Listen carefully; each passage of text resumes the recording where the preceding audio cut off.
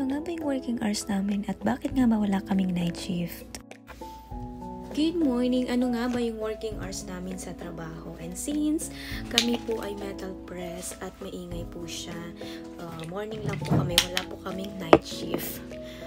Yung tinatawag na tay. So, at dahil nga maingay, alam mo naman ang Japan, hindi sila maano sa ingay, sensitive sila. And yes, 8 to 5 kami. Mag-start yung work namin ng 8 and matatapos ng 5. Mag-extend na lang siya kapag may overtime. So, wala po kaming night shift. So, ayan po, dahil nga sa ingay. Kasi nga, napakaingay din talaga pag sa metal press. Kasi nga, ang lalaki ng mga materials na sinasalang doon at sineset up sa mga malalaking machine. So, ayun nga, 8 to 5 po kami. And ayun, prepare lang ako. At bago ako pumasok ay kailangan nating mag-orasyon. Char! So ayun nga, mag-ingat sa maghapon. Bye!